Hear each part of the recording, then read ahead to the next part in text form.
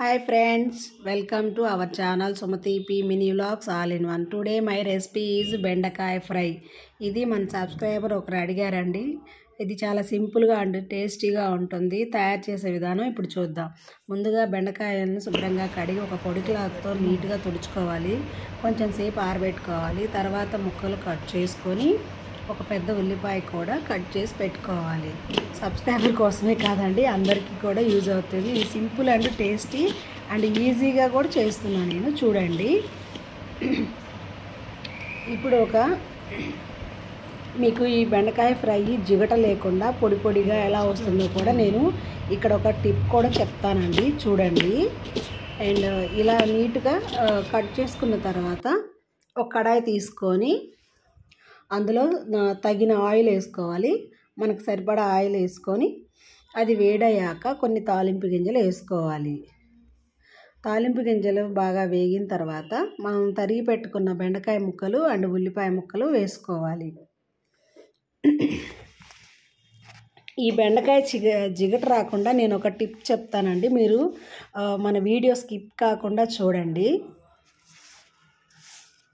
బెండకాయ ముక్కలు అండ్ ఉల్లిపాయ ముక్కలు వేసుకున్న తర్వాత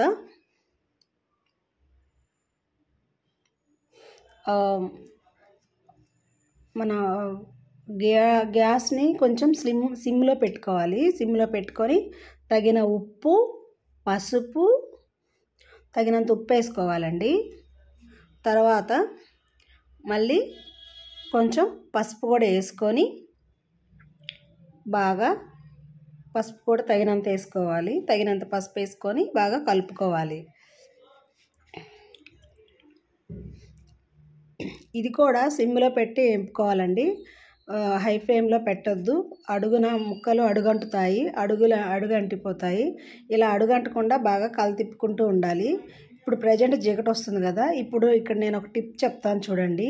ఒక 2 టేబుల్ స్పూన్ల వాటర్ ఇట్లా ముక్కలు అడుగంటకుండా సిమ్లో తిప్పుకున్న తర్వాత ఒక 2 టేబుల్ స్పూన్ల వాటర్ అన్నమాట, వాటర్ మనం తాగే వాటరే, ఒక 2 టేబుల్ స్పూన్ల వాటర్ వేసుకోవాలి.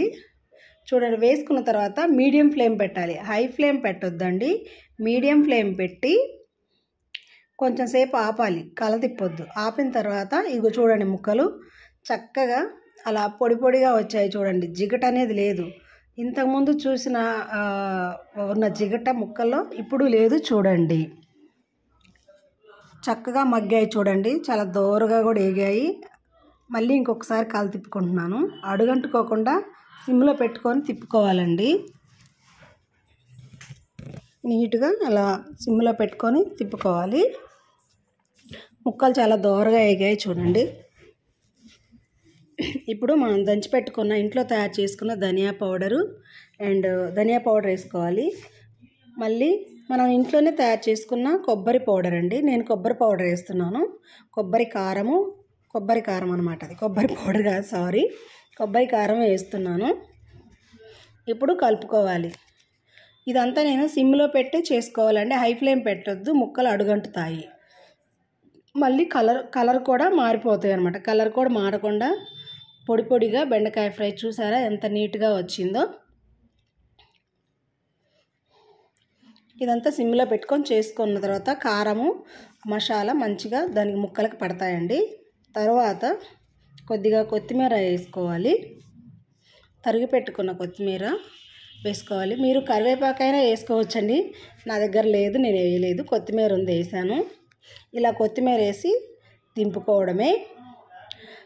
ఇప్పుడు దింపుకున్న తర్వాత వేడివేడి అన్నంలో తింటే చాలా బాగుంటుందండి. మీకు గనక నచ్చితే please like and subscribe to my channel. Thank you అండి, థ్యాంక్ యూ.